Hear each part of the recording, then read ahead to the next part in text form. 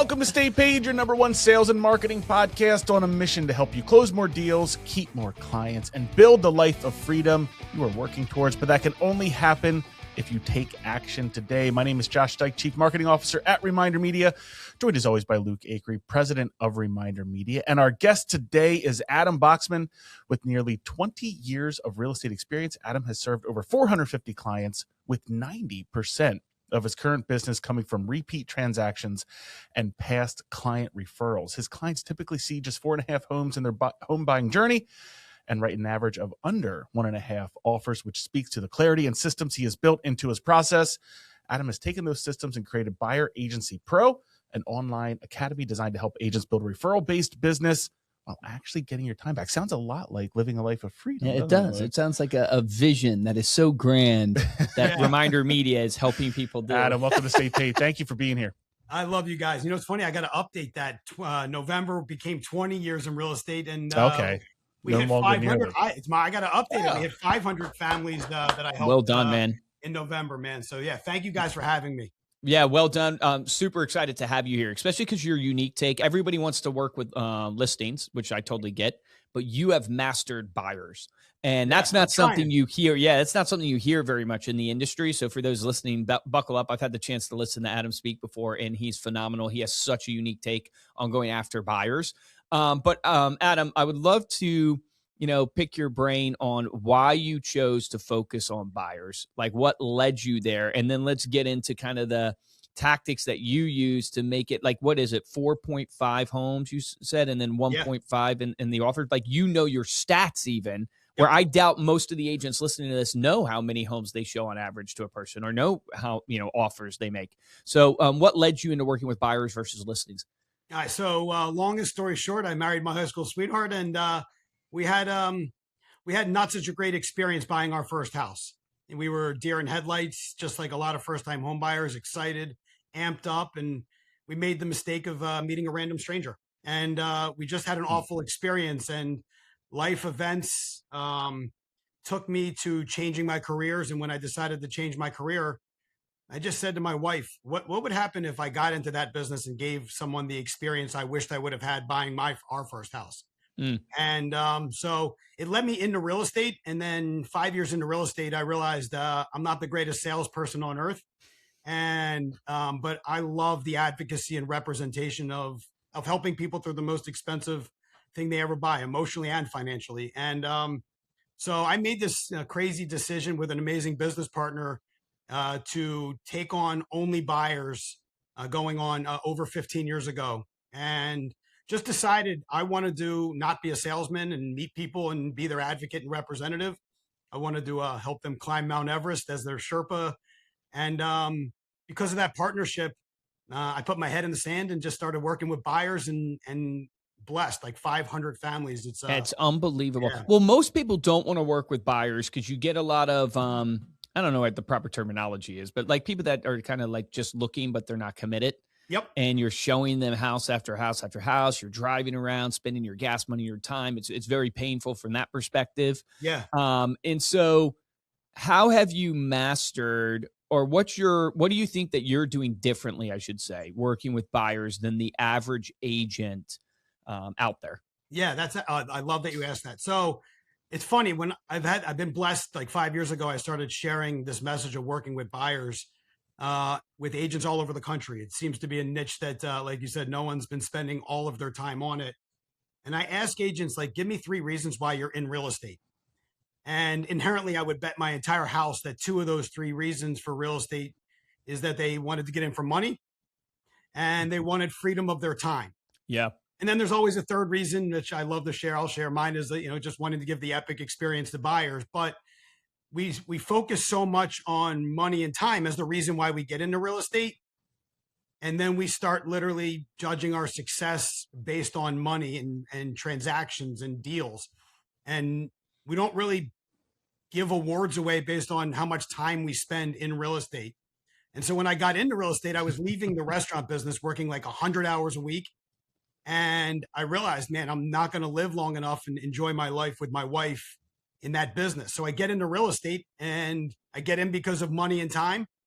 And then just like everybody else, I'm 5 years in and I'm making money, but I'm back to missing moments of my life that aren't guaranteed. So I just decided that if I'm going to work with buyers, which is what I really needed to do to make myself happy, I had to find a way to build, you know what I call it? I call it a science fair project. I think in real estate, a lot of agents are showing up at their science fair project the day and working on it the night before.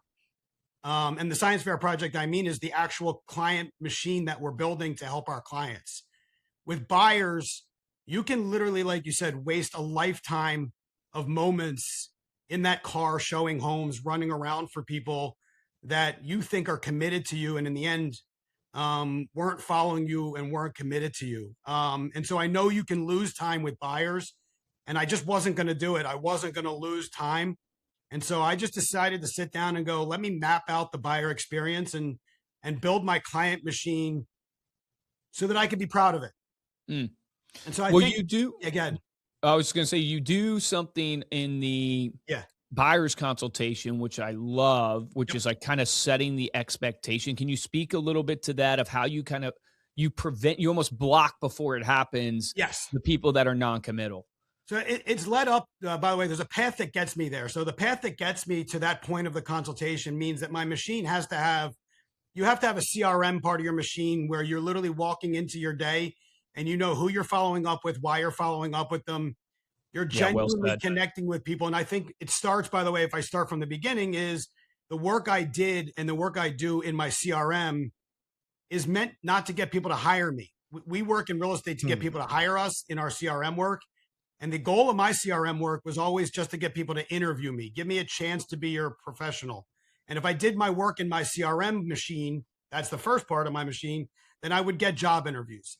Then the job interview for me became not the listing presentation, it was the buyer consultation. How could I sit down with a buyer so properly prepared and practiced that not only did they hire me at the end of that consultation, which is what we think. We think, oh, we do the job interviews to get hired. I needed to do the job interview so properly prepared and practiced that I actually could listen to the people and affect them and get them to follow me.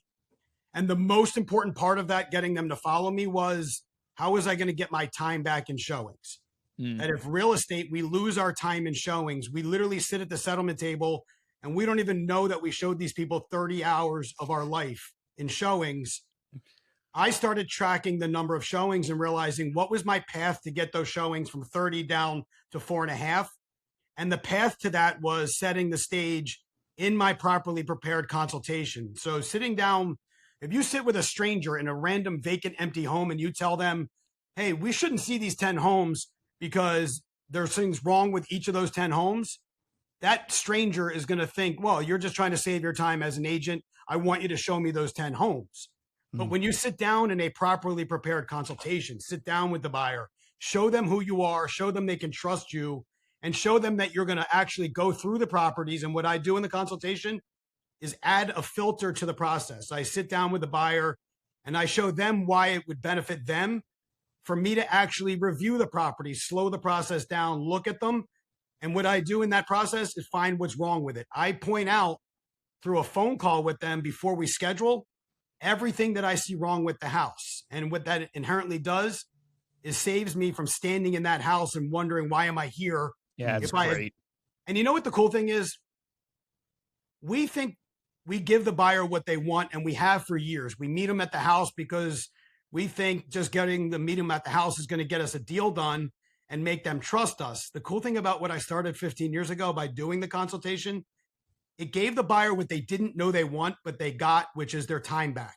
Because instead of them wasting their time seeing 30 homes with me, they were grateful at the end of the experience that I was able to actually say, well, we didn't look at a bunch of junk homes. We didn't waste our time because Adam was willing. You're the stranger in the house. You're not willing. They don't think you're willing to do anything. They think you're doing it for yourself. But when you set it up in the consultation that you're going to do this work for them, you're going to filter for them, you're going to research for them, you inherently get the win-win. I love win-win. You get the win-win of your life back. And so good. And they, you know what do we want in real estate? We want repeat business and we want referrals. And it's ironic because when you do it the way that you give them epic experience when you do it this way, helping them buy this house, live in the house they're going to live in, wake up in the morning. When you do it the right way, they look at you as their real estate resource for the rest of their life. And then they refer you like cheerleaders to family and friends because you didn't waste their time looking at the wrong house. Yeah. Yep. Yeah. There's also So something good. smart about that where it's like they're so bought into you and your process that they don't want to restart that with another agent. What is your so 4.5 is your Yes. average number of homes looked at? What kind of time frame does Yeah. that typically fall in? Because there's not always the home on That's the great. market at the time that you're looking. So sometimes you have to wait for homes to come on market. Yep. Do you know the average time frame? Yeah. You know what's funny about that? That's all dependent on the market of inventory we have. What matters to me is, and I sit down with the buyer in consultation and I say, I don't care how long this takes. I don't care how long it takes. So do I know exactly on average how many months it takes? No, because I have a buyer right now. I've been working with them 6 months. We have looked at physically one house because the rest of the ones that they wanted to see, we knew weren't the right ones. They love me. In fact, they're the ones that refer me. That's And so awesome. I don't put a time frame on how long it takes because I'm just putting more people in my pipeline. And if the market is like it is now with low inventory, that means I need more buyers to work with and talk to more people. It also means that I can't be out showing wasted homes while I should be on the phone talking to the next buyer. Can I ask a clarifying, maybe a dumb question, but you said you work with buyers. If a past buyer that you've helped comes back, do you list their home? If they want you to list their home, we also take a list. 100%. Yeah, Okay. I wanted to make sure. yeah. I'm a yin yang. I'm just the reverse of what everybody else builds their business. So every other team has like, what we call the rainmaker that says, okay, I'm the listing side, and then I'll hire buyer agents and I'll run the buyer agents and I run the show.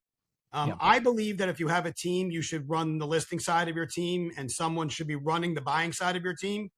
And someone should be training your buyer agents. Someone should be educating your buyer agents. Maybe if it's not you, it should be somebody specifically for that. And so what we built was what I just always focused on was I'm going to run the buying side. When someone wants to list their house, I'm genuinely going to say to them, you don't want me listing your house. You're going to want my partner listing your house, my team member, the person who is the salesperson. And so absolutely, I don't push away my clients to random strangers. I just built it so, and I've always said to my clients, I'm not a salesperson when I meet with them in consultation. That's just how I built it. It's amazing. It's so true too that what happens, I think, to agents, and I'm curious your take on, what you would tell them is, I think, and just recently did it change in the last couple of years where you have to get a signed buyer's consultation, but it used to be that the sale was, let me spend enough time with them to make Josh feel guilty that I've shown him 10 houses. So now he has to use me. Like nobody wants to say it that way, but that's literally what was happening. Yes. What was happening is they would go show these buyers houses knowing that they weren't going to buy it, but that would endear them to that client. And the client would feel like they owe that agent something now, and they would stay with them, whether they like the agent or not. What do you say to an agent that struggles with saying to their client, hey, you don't want to go see that house? No, you don't want to see that. You don't like telling them essentially no. What do you say to them? Well, the first off is this: they have to see the value in having representation in buying a home. It's not saying to them, you should hire me in that conversation. We have to get them to see the value in interviewing an agent and seeing the value in understanding that if the seller is literally interviewing 5 agents to sell their house, they have to see the value in interviewing. And from that interview have to decide, okay, I'm going to actually hire this person. And I think in real estate, we try to convince people in those initial conversations to hire us. Here's why you should meet with me. Here's why I'm the best agent. Instead of what I got better at was saying to them, you need to self-reflect. You're about to meet a random stranger at a house and you're about to buy the most expensive thing you ever bought in your entire life. Would you ever meet somebody in court to represent you being sued for $1 million? And what we have to get them to see is the analogy that I've been using, that I use, is that they're about to climb Mount Everest. These buyers are literally about to climb Mount Everest. And you can decide you're going to climb it on your own, because everybody can. No one's stopping you. Go climb Mount Everest by yourself. Or you can realize, you know what? I could get hurt financially, emotionally, physically, climbing Mount Everest by myself. And so what agents need to start doing is showing in those initial conversations why they need to actually have a Sherpa. And then when they do the consultation, which I got great at, become the Sherpa, not get, man, it's funny. People, I'm like, the kerosene was poured on the fire with the NAR settlement. Yeah, meaning, it really was. It's like, Adam, wait a second. You've been literally getting buyer agency agreements for 15 years. We need you. You know what the crazy thing is? By sitting down with people and giving them what they deserve, which is the plan of how to climb Mount Everest before they start climbing, you actually set the tone as their guide and they follow you up that mountain. What we've experienced in real estate is, oh, I have to go meet them at the house because 75% of people will do a transaction with the first person they meet. And in buying a home, we think that's going to lead to them working with us. It's cool what you said, right? They feel the pressure of working with us over the time we spend, right? Yeah. Well, in real estate, you can decide one of two things. You can decide I'm going to fight for every deal I do for the rest of my life, or I'm going to give each individual person such a great experience that I don't have to fight for business 5-10 years in because my clients become my referral source. Here's what's crazy. The mass majority of home buyers are climbing that mountain like you talked about with the person they just met. And the agent feels like, oh, they're going to clearly use me and refer me. I literally had this rocky, horrible climb showing them 40 homes and doing all this work. And like, they think that they love the Sherpa that helped them barely get to the top of the mountain and they got there. And so we think as real estate agents, sending them magnets and things that are going to make them remember us. Literally, there's an epidemic of people that are using random strangers when they go and do it again, because meeting the person at the house never turned you into what you desire, which is the real estate professional for life. And it never made them refer you. Yep. And it's crazy because all I did was slow the process down and say, you know what? You don't want to do this without knowing who you're doing it with. Give me a chance and meet with me. I then perfected the consultation so that when I met with them, I could listen and understand them. Yep. And leaving the consultation, it wasn't about getting commitment. Everybody thinks I'm being hired to speak and talk about getting buyer agency contracts.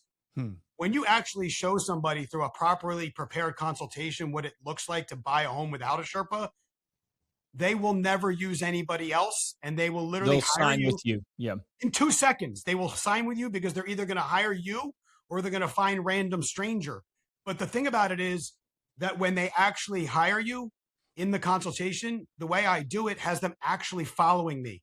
They actually enjoy the filtering. They enjoy the way that they work with my financing person. They enjoy the process. And at the end of it, we get to the top of the mountain and I am their real estate person for the rest of their life. They're never going to climb Mount Everest again without me.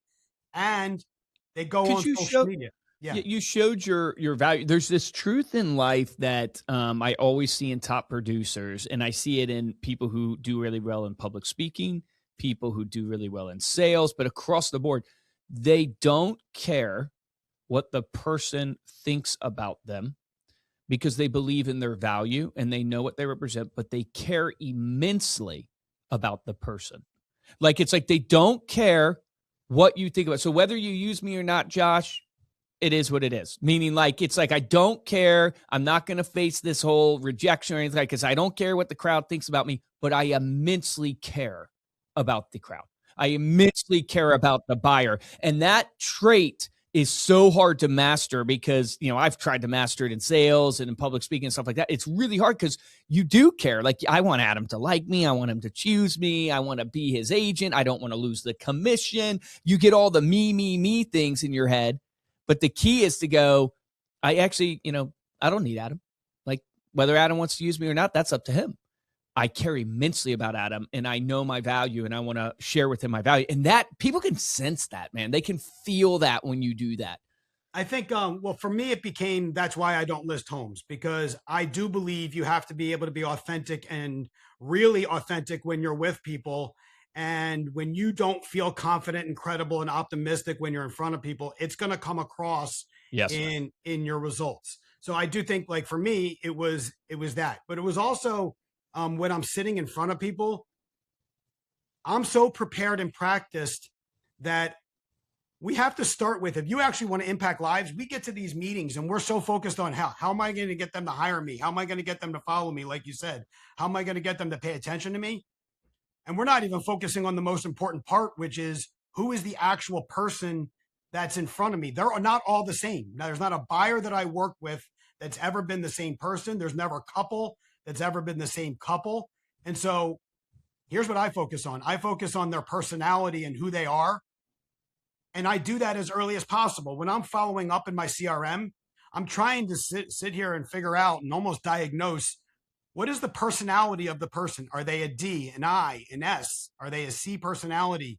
Am I able to actually realize, okay, this is how this person loves to be communicated to. This is how this person likes to be educated.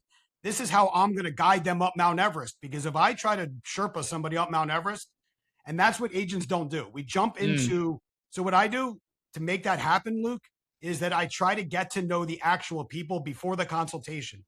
And so when I'm in the consultation, man, you want to be really great.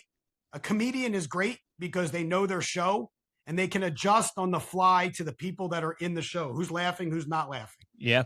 When I could do my consultation in a busy intersection with cars flying past me, and I'm going to know at the end of it, what is the personality of the people that I'm with? By the way, husbands and wives and husbands and husbands and wives are never the same.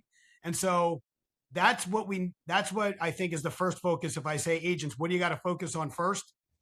You got to learn personalities. You got to understand you're either going to decide in real estate, I'm only going to impact people that are like me, or I'm going to find a way to get to know all personalities and show my skills and be genuine. Yeah. Yeah. Be able to empathize and read people is such a skill and an art. And, doing it in a way that is authentic, like you can match and mirror and all the pacing and all the stuff that they teach you in sales.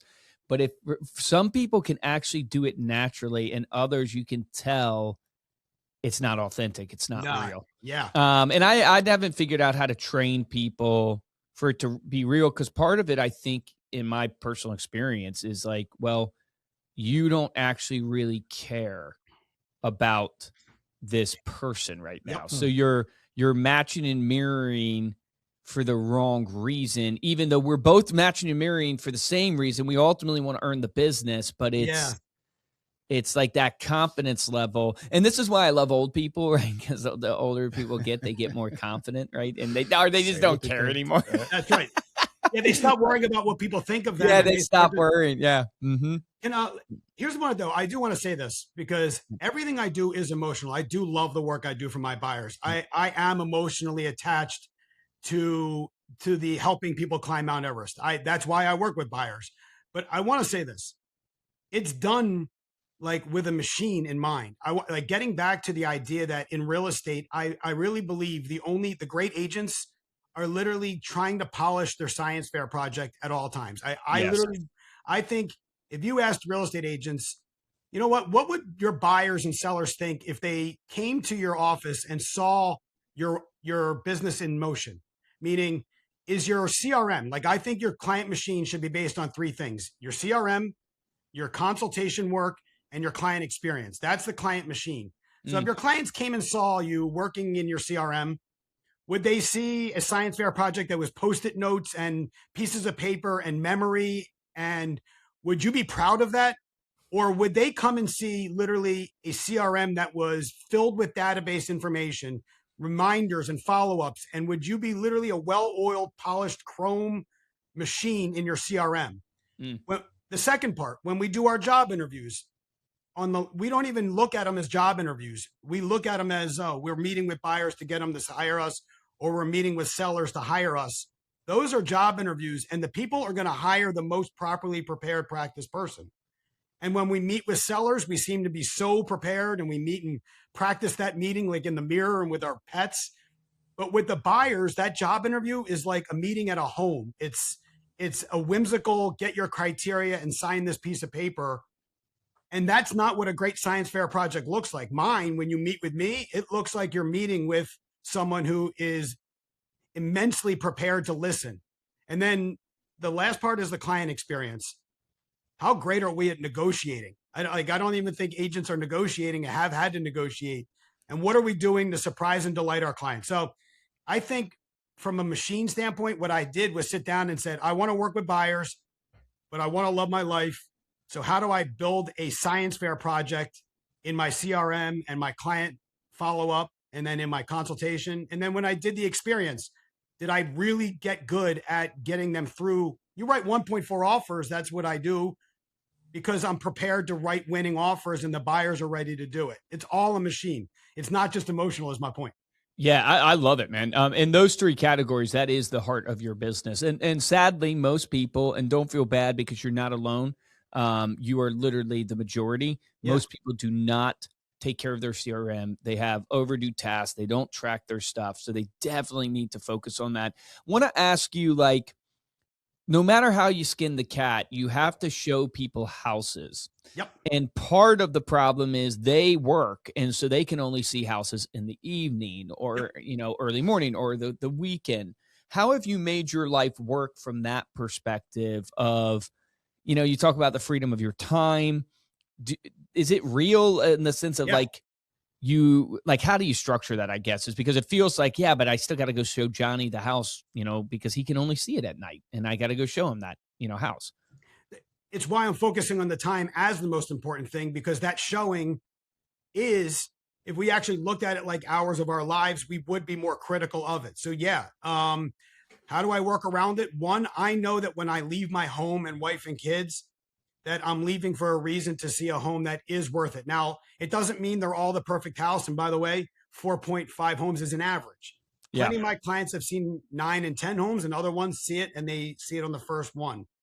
So we're never going to get away from not working at all. Yeah. What I want to do is make sure. AI's coming at him. Robots are coming. No, just kidding. Well, you know what? I still think the robot ain't opening the door, and the AI ain't going to be there. But yeah, so I think that. We'll come back to this in 5 years, because I think the AI can open the door, but the human relationship, I would agree with you. Yeah. Yeah. Well, again, if we can be replaced, hopefully I'm retired long before we actually are replaced, and I'll let the younger people deal with how they're going to help buyers. Yeah, exactly. Yeah. I'm super critical of it. Now, here's what ends up happening. When you do this the right way, the buyer actually is excited by the filtering that you've set up in the process, Luke. So this is not a struggle that most agents have. When I leave the consultation, because I've set the expectation of the win-win, they actually love, hey, Adam, what ends up happening is the buyer, instead of sending me an email that says, I want you to schedule 5 homes tonight at 7:00, I end up getting an email or text message that says, hey, Adam, could you research these homes and make sure these are worth us to go to see tonight? Wow. And I'll tell you why they say that.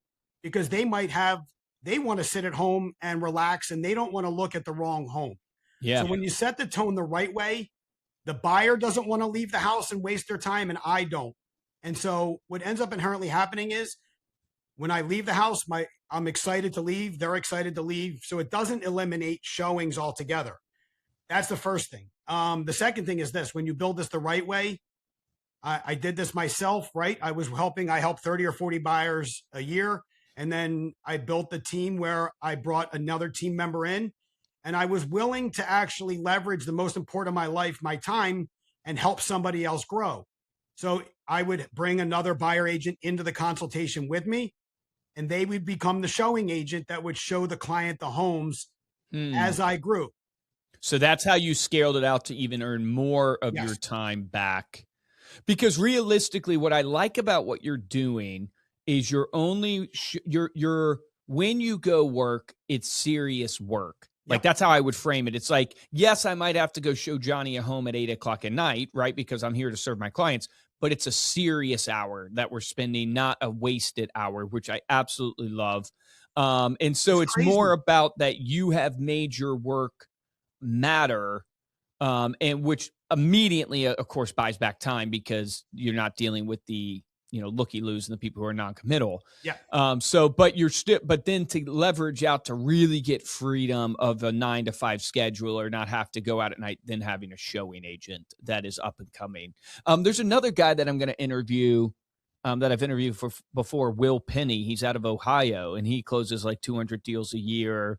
He's not necessarily focused totally on buyers, but he had a similar thing where he hired a showing agent. He put them on salary, which was interesting. He paid them a salary, and they would go, and that's how he bought back his time. Is that the trick is this though? The biggest mistake agents make is they try to add these things to the mix because it benefits getting their time back, right? Reducing the showings to get their time back, bringing a showing agent in. Why? To get their time back. The way to make it actually work is to make the client feel like you're bringing people to the table to make it amazing for them, so that they don't feel like you're just getting yourself time back. Yeah, well they said. Feel like, so when I do this, when I have a showing agent, it's not random people that are meeting my clients. It's the person that my clients know is part of the team. Yes. That's part of the whole picture. If your clients don't see why they should follow you for their own benefit, they're not going to do it. And the crazy thing is, when you said it right in that consultation, this is what's crazy. The NAR settlement was the greatest thing to happen for real estate agents who want to work with buyers, because we believe that all these people that we're meeting all these homes with, we're like, oh yeah, I'll meet you, and I'll literally leave every soccer game, every musical. I'll leave dinner tables. I definitely want to get back to this, that we believe that it's worth getting up from vacation moments to go make a phone call, because we believe all of that is going to drive our clients to refer and come back to us. And the ironic part about all that, it doesn't do any of it. And what they really love is the time you save them by giving them the consultation they deserve, and what they didn't want in the beginning. They don't want the consultation, but they need and deserve it, and they always have. So this settlement has brought to the table that you can sit down with a buyer and your life. Like, I'm just proof. 15 years ago, I did what this NAR settlement is making us do. And what I'm going to show agents is that by doing it, the 4.5 homes means that when I sit at a settlement with a buyer, they have never missed their kids' soccer games to come see a house. I haven't missed my kids' soccer games. And when they get to that settlement, they're actually feeling amazing so well that they're going to refer me. And I've actually built this with buyers when most people would say, wait, you have to show 1 million homes. No, the consultation saved that. Well, there's something in psychology. I don't know what, but it's like I experienced this in the people I want to use. And there's this idea of brand and credibility. And a lot of ways you build authority is your willingness to walk away, your willingness to say, this is how it's supposed to work. And though I might not like it in the moment, right, when you tell me no, or you tell me, hey, this is how I work, these are my hours, as I think about it after the fact, and now the initial awkwardness is gone, I respect the person more. 100%. Because if you go, well, they know something I don't know. And buyers buy from people they look up to, people that they think know more than them, that can get them from point A to point B. And a mistake we always try to make is we try to make us equal to the buyer, but people buy from people they trust, that know more than them, that are more educated, that have more experience, that know things I don't know. And so your role is to be willing to say no. Like, you don't want the doctor to say, well, what do you think? Yeah. What do you yeah. Can you imagine that? I'm going to operate on your heart. What do you think? Do you think I should go up through your vein in your arm? Do you think would you rather go to just no, you want the doctor to literally tell you, this is what you have to do. Yep. And you don't care about the bedside manner. Now you're dealing with your life at that point, but nobody cares about the bedside manner of doctors. They joke about it, but in a way you kind of want to have that eccentric person because they're operating on you. Yeah. And you know what's funny? If these people went to list let's talk about the consumer side. When they go to sell their house, they don't just make a phone call and say, hey, I just met you. Could you put my home on the market, start working for me? I'm going to trust you to represent me in selling my $1 million house. They don't do that. The consumer doesn't do that. That same consumer is picking up the phone and saying, hey, I don't know you. I know nothing about you, but I found this house at 123 Main Street that's $1 million. Can I meet you there? So the consumer has been making that error. Yes. But we've been doing as agents, and we'll flip it to the agent side. The listing agent will literally say, yeah, I'm not going to work for you. We're going to meet. We're going to sit down. I'm going to show you what it looks like to work with me. I'm going to become the person that you trust to sell your house. But you know why that is, though? You saying that just triggered it for me. I'd not thought about this, but it makes so much sense. The reason why the consumer will do that is because of the scarcity of the product. So house hits market, I want house. there might be other people that want house, so I need to get there fast. And it's the scarcity. Exactly. I agree, but they don't know the market, right? So consumers naturally don't know if it's a buyer's or seller market. So they're thinking, this home, somebody else could buy it. I need to get out and see it as soon as possible. Yep. I never thought about it that way of like, yeah, why do consumers trust random agents? It's like, because they don't really care about the agent. They care about the product. They want to go get out and see that product. They want to go climb Mount Everest, Luke. They want to actually say, you know what? I just want to go climb Mount Everest. And they don't realize until they're halfway on the mountain. Holy crap. I probably, and in any market, you need a guide representing you. But let's just say the last 5 years, they've been getting on this mountain with the door opener and then realizing, why have I keep falling? Why did my mortgage? Why do I keep losing the house? And so here's a scenario then for you. Sorry to cut you off there, but I'm just curious to follow this train of thought through. Is if I call you up today, Adam, and I go, hey man, I see this $1 million home in Harleysville. I really want to go see it. Can you get me in it tonight? Are you going to tell me, no, you can't get me in it tonight because you want to sit down as a consultation? Or are you going to go, hey, I'll get you in it, but I want to sit down with you as a consultation because I want to properly walk you through? Like, are you going to use it as a way to connect, or are you going to, because I would probably transparently use it as a way to connect and tell them I want to set up a consultation, but I wouldn't want to, just as me personally, I'm trying to think out loud here. I wouldn't want to stop if I call because this person wants to get in that house. Absolutely. Yeah. Yeah. So by the way, this is a year's worth of Mondays where we sit down and break down how do you take a random, because my life was built on what you just said. Okay. 15 years ago, my business partner literally decided, I'm going to build it so I get 150 to 200 internet leads. So his Google AdWords were ramped up to 200 internet leads before he had anybody on his team. Wow. And so he came to me and said, hey, you want to work with buyers? I was like, sure, I love working with buyers, with no skills in any way, shape, or form on how to actually take 150 random people that are doing exactly what you just said, which is, oh, I see 123 Main Street. Oh, isn't it your job to just schedule to take me to 123 Main Street? So I was thrown into that fire that you're talking about, but it wasn't one or two a day. It was 150 to 200 a month.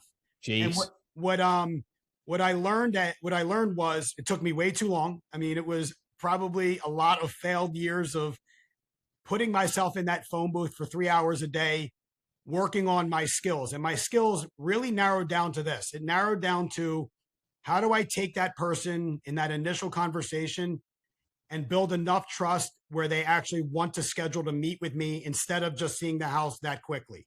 Mm-hmm. And it's a lot of skill. It basically takes what I can tell you takes, in my mind, 4 things. First, it takes understanding DISC. When these people are talking to you, the quicker you can understand their personality, you can convert the relationship into enough trusting where they schedule to meet with you. The second thing was learning the cornerstones of conversation that Phil Jones talks about, learning that you have to understand the curiosity and questions will lead people to the fourth one, which is they do things for their own reason. And so what I would do in those conversations is ask questions that would lead them to going, you know what, why would I meet you tonight when I don't even know you yet? And so I would start by saying, yeah, I'd love to take you. I'd be happy to take you to that house at 123 Main Street. And then I would say, but first, and I would ask a question that was easy to answer. So I would take LP Mama, which is my script, and I would say, what's a past question of location I can ask? Hey, where do you live now? Or where did you grow up? And I would guide them and try to basically say to them, you know what, before we meet, and I get them to understand, before we meet, the best thing for us to do is actually, before we see the house, the best thing we can do is know who you're meeting first. And I got really good at just getting people to see the value and see the value in the consultation, not see the value in me. They're hearing from everybody else they're talking to, oh, you should hire me. You should hire me. I'm a random stranger. And they're talking to them like, agents are talking to them like, well, here's why you should hire me. Here's why you need an agent. And I was just saying, here's why you need to interview somebody. Yeah. Yeah, dude. Awesome. I love that. So good, man. Talk about Buyer Agency Pro. Why did you create that, and what can people get from it? So it's crazy. 5 years ago, I had barely taught anybody and spoken in front of anybody. I come back from an event and I just put my head in the sand 15 years ago. I literally, all this stuff that I talk about now is all the pieces of the puzzle that people help me build my machine with. And so for 15 years, I just kind of dove into buyer agency and realized if I wanted to get my time back in every avenue, I had to be better in my CRM. I had to be better in my consultation. I had to be better at being efficient in the negotiation and client experience. And I didn't realize for 15 years that I was building something that most people hadn't been doing with buyers. And so I came back from an event and I said, I'm going to teach a class on the consultation to 10 people. And the lightning bolt of energy that I got by just sharing with people how you can love your life with buyers. And so it evolved into teaching one class to 10 people, into it was 1 hour class to 50 people. Then it became a 3-hour workshop teaching not only the consultation, but the whole experience. And I went to Massachusetts one day and there was 150 people in the room. And one guy came to me and said, you know what, you should probably start teaching this in a way where people can actually come together and do buyer agency. And I couldn't teach one agent at a time. I was never going to be able to do that. And so I decided I was going to build a group of agents that love buyer agency. And as I taught, I was like, you know what, just join this group, join my group. And it became something that became my passion, so that it evolved over 5 years now into a group of agents that meet 3 times a week. We do Mondays, Wednesdays, and Fridays, 3 hours a week. And we talk about on Mondays, the CRM and how we get job interviews. We talk on Wednesdays about the consultation and how we set the tone as the guide. And then on Fridays, we talk about the client experience. And it went from literally not selling anything. It's funny, I'm still never selling anything. I hate sales. I don't work in sales. I just decided I wanted to make something available where agents around the country who do want to learn how to work with buyers can get a genuine message. So it's grown literally by me traveling and speaking and talking to agents, and then people coming to me and saying, hey, how can I join? And now we're up to 50 people in the group. And that's awesome. It's easy to access. I do want to say something about this. Real estate coaching over 20 years can be a wide array of value to the person that's actually getting the coaching. And the best thing that I did in my life was find coaching that was specific to the area that I needed and not have one person coaching everything I needed. I wanted to find coaches that helped me in the different areas.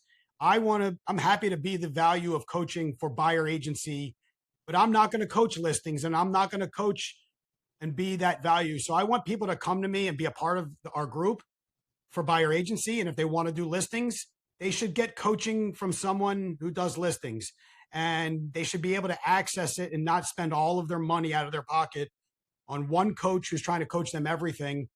So I make it accessible. Like there's not a person in real estate that can't join the group. How much is it to join the group? It's literally $59 a month to be a part of. Oh yeah, that's awesome. And you meet 3 times a week? Yeah. So this is the best part. Everybody thinks I'm crazy, but you're crazy. When I started a year ago, there was 5 people. It was 3 hours a week, and I got to pour everything I did to those 5 people. Yeah. Well, now it's 50 people, and it's 3 hours a week, and I can pour my message into 50 people in those same 3 hours.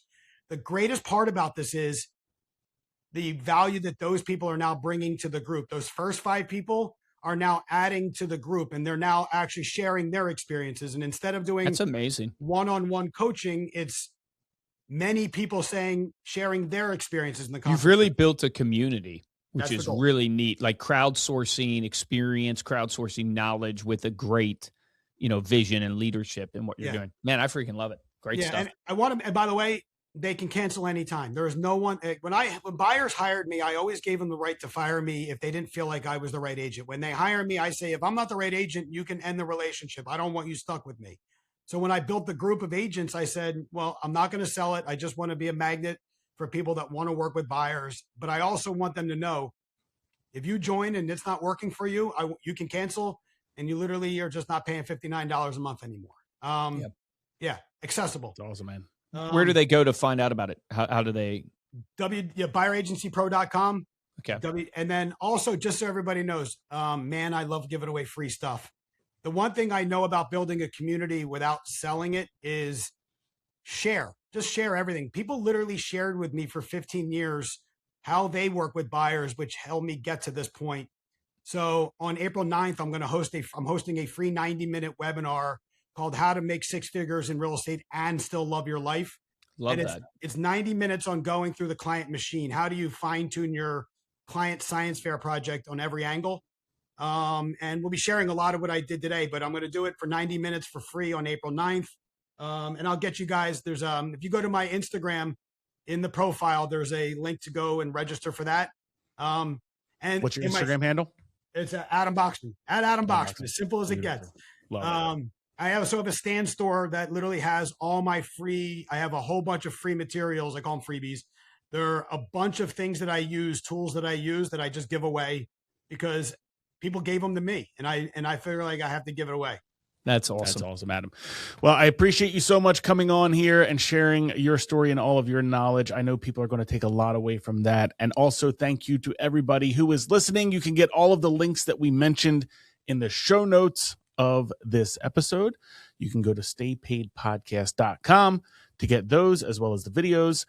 If you enjoyed this episode and want to show your support, go to youtube.com/remindermedia. Make sure you're subscribed to the channel, as well as give this video a thumbs up. And if you want to get hold of me or Luke, you can email us at podcast@remindermedia.com or shoot us a message on Instagram. We are at Stay Paid Podcast. For this episode of Stay Paid, I'm Josh Stike. Guys, I'm Luke Acree. Adam, fantastic, man. I love your take on it because so many people are focused on listings, but yet there are so many agents that serve so many buyers and nobody really is coaching that much on them. So I think it's really, really practical stuff. I hope people go check it out and get your free resources, join your group. My action item for everybody listening to this is what I think is so powerful that Adam has done, which you should do in your business, is he's actually tracking how many homes he shows to people. And that's where it starts. You can't improve that which you don't measure. And so you got to actually track this stuff. And so track how many offers, track how many homes you sell to somebody. And then if you really just break down and go, oh my goodness, he has his whole CRM machine that he is obsessed about. He has his consultation. And then he has the whole client experience. And what a great way to think about your business in terms of what you're doing. But I would encourage you, action item wise, you can start today. It doesn't take anything but energy and action, which is start tracking your numbers. Remember, the difference between top producers and mediocre producers in every business is top producers take action. Take action on that today.